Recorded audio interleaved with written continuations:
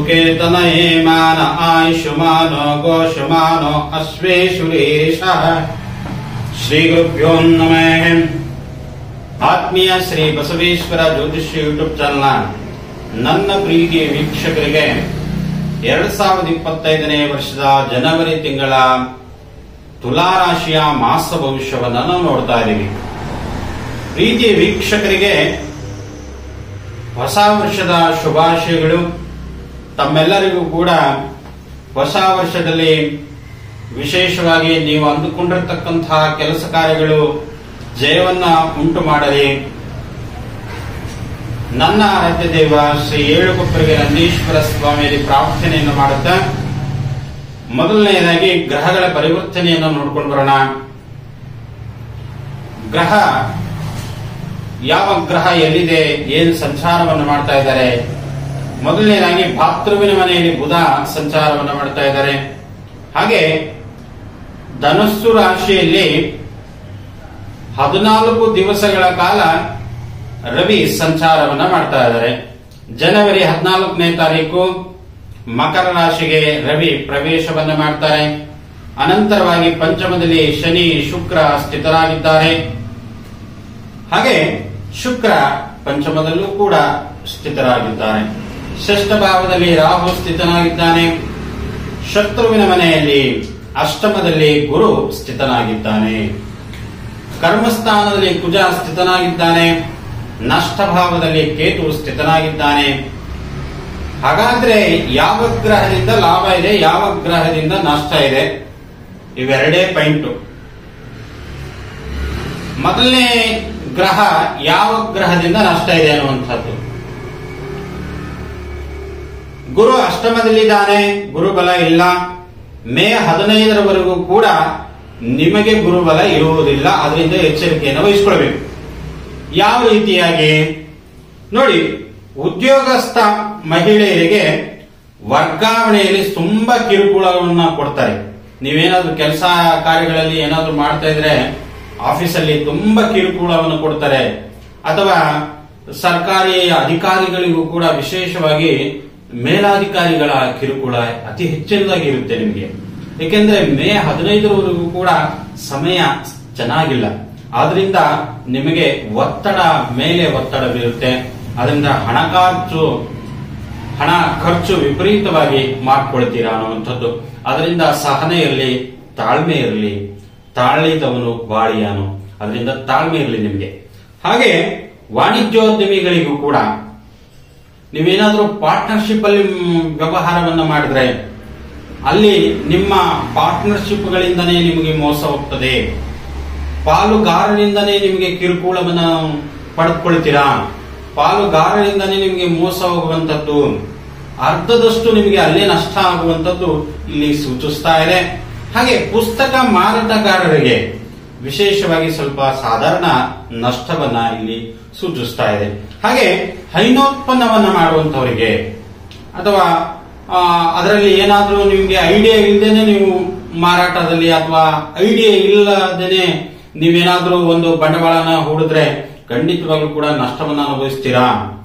ಅದರ ಮಾಹಿತಿ, ಅದು ಹೇಗೆ ಮಾಡೋದು, ಅದರ ಕೆಲಸದ ಬಗ್ಗೆ ನೀವು ಆಳವಾಗಿ ತಿಳಿದುಕೊಂಡು ಬಂಡವಾಳವನ್ನು ಹೂಡಿ. ಖಂಡಿತವಾಗ್ಲೂ ಕೂಡ ನಿಮಗೆ ಅಲ್ಲಿ ಮೋಸ ಆಗಲ್ಲ. ನೀವು ಯಾರೋ ಇನ್ನೊಬ್ರು ಹೇಳಿದ್ರು ನಾನು ಹೇಗೋ ಮಾಡಬೇಕು, ದುಡ್ಡಿದೆ ಮಾಡೋಣ, ಲಾಭ ಸಿಗುತ್ತೆ ಅಂತ ಹೋದ್ರೆ ಖಂಡಿತವಾಗ್ಲೂ ಕೂಡ ನಿಮಗೆ ನಷ್ಟ ಆಗುತ್ತೆ ಅನ್ನುವಂಥದ್ದು. ಹಾಗೆ ಏನಾದ್ರೂ ಒಂದು ಖರ್ಚು ಸ್ವಾಮಿ ಈ ತಿಂಗಳಲ್ಲಿ ನಮಗೆ ಅಂತಂದ್ರೆ, ಒಂದು ಫ್ರಿಡ್ಜ್ ಆದ್ರೂ ರಿಪೇರಿ ಬರುತ್ತೆ, ಇಲ್ಲ ವಾಷಿಂಗ್ ಮಷಿನ್ ಆದ್ರೂ ರಿಪೇರಿ ಬರುತ್ತೆ, ಇಲ್ಲ ಏನಾದ್ರೂ ವಾಹನ ಆದ್ರೂ ರಿಪೇರಿ ಬರುತ್ತೆ, ಅಥವಾ ಕಾರ್ ಆದ್ರೂ ರಿಪೇರಿ ಬರುತ್ತೆ. ಏನಾದ್ರೂ ಒಂದು ಖರ್ಚು ವಿಪರೀತವಾಗಿ. ಮೊದಲನೇದಾಗಿ ಸಂಬಳ ತಗೊಳ್ತಾ ಇದ್ರೆ EMI ಮೇಲೆ ಕಾರ್ ತಗೊಳ್ತೀರಾ. ಆ EMI ಕಟ್ಟಿ, ಮನೆ ಬಾಡಿಗೆ ಕಟ್ಟಿ, ವಾಹನ ಸಾಲವನ್ನು ಕಟ್ಕೊಂಡು ವಾಹನ ರಿಪೇರಿಗೆ ಖರ್ಚು ಹೆಚ್ಚಿನದಾಗಿ ಭರಿಸುವಂತದ್ದು ಈ ತಿಂಗಳಲ್ಲಾಗುತ್ತೆ. ಅದರಿಂದ ಅಧಿಕವಾಗಿ ಖರ್ಚಿದೆ, ಖರ್ಚನ್ನ ಕಡಿಮೆ ಮಾಡ್ಕೊಳ್ಳಿ ಎನ್ನುವಂಥದ್ದು. ಹಾಗೆ ರಿಯಲ್ ಎಸ್ಟೇಟ್ ಬಿಸ್ನೆಸ್ ಮಾಡುವಂತರಿಗೂ ಕೂಡ ವಿಪರೀತವಾಗಿ ನಷ್ಟವನ್ನ ಸೂಚಿಸ್ತಾ ಇದೆ. ಯಾವುದೋ ಒಂದು ಉತ್ಪನ್ನವನ್ನ ಮಾಡ್ತೀವಿ ಅನ್ನುವಂಥದ್ರಲ್ಲೂ ಕೂಡ ನಷ್ಟವನ್ನ ಸೂಚಿಸ್ತಾ ಇದೆ.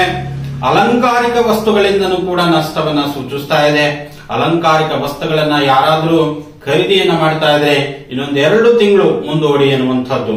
ಹಾಗೆ ಆನ್ಲೈನ್ ವ್ಯವಹಾರದಲ್ಲಿ ಇತ್ತೀಚೆಗೆ ನಾವು ಕೇಳ್ತಾ ಇರುವಂತಹದ್ರಲ್ಲಿ ಆನ್ಲೈನ್ ವ್ಯವಹಾರದಲ್ಲಿ ಒಂದು OTP ಯನ್ನ ಕೇಳ್ತಾರೆ. ಆ OTP ಮೂಲಕ ನಿಮಗೆ ಮೋಸ ಹೋಗ್ತಾ ಇದೆ. ಆದ್ರಿಂದ ಆ OTPನೇ ರಾಹುವಾಗಿ ಕನ್ವರ್ಟ್ ಆಗ್ತಾನೆ.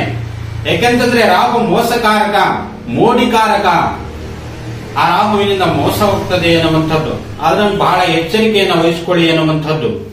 ರಾಹುವಿನಿಂದ ಆರೋಗ್ಯದಲ್ಲಿ ಏರುಪೇರು, ಏನಾದ್ರೂ ಒಂದು ಸಮಸ್ಯೆ ಸ್ವಾಮಿ, ನಮ್ಮ ಇಡೀ ಫ್ಯಾಮಿಲಿಯಲ್ಲಿ ಆರೋಗ್ಯ ಇಲ್ಲ ಯಾರಿಗೂ ಚೆನ್ನಾಗಿ. ಏಕೆಂತಂದ್ರೆ ನಿಮ್ಮ ರಾಶಿಯಿಂದ ಕೇತು ನಷ್ಟಭಾವದಲ್ಲಿದ್ದಾನೆ. ನಷ್ಟಭಾವ ಅಂತಂದ್ರೆ ಅಲ್ಲಿಗೆ ಆರೋಗ್ಯದಲ್ಲಿ ಏರುಪೇರಾಗ್ತದೆ. ರಾಹುನು ಕೂಡ ಷಷ್ಠ ಭಾವದಲ್ಲಿದ್ದಾನೆ. 6ನೇ ಮನೆಯನ್ನ ನಾವು ರೋಗಸ್ಥಾನ ಅಂತ ಕರ್ಕೊಳ್ತೀವಿ. ಈಗಿರೋ ಆರೋಗ್ಯ ನಾಳೆ ಇರಲ್ಲ, ನಾಳೆ ಇರೋ ಆರೋಗ್ಯ ನಾಡಿದ್ದಿರಲ್ಲ. ಹಾಗೆ ಆರೋಗ್ಯದ ಕಡೆ ಗಮನವನ್ನು ಕೊಡಿ. ರಾಹುವಿನಿಂದ ಬಹಳ ಎಚ್ಚರಿಕೆಯನ್ನು ವಹಿಸಿಕೊಳ್ಳಿ ಎನ್ನುವಂಥದ್ದು. ಹಾಗೆ ಬುಧನಿಂದ ದಾಯಾದಿಗಳಿಂದ, ಬಂಧು ಮಿತ್ರರಿಂದ ಸ್ವಲ್ಪ ವಿಶೇಷವಾಗಿ ಎಚ್ಚರಿಕೆಯನ್ನ ಸೂಚಿಸ್ತಾ ಇದೆ. ಅದರಿಂದನೂ ಕೂಡ ಸಾಧಾರಣ ಲಾಭ ಇದೆ, ಇಲ್ಲ ಅಂತಲ್ಲ.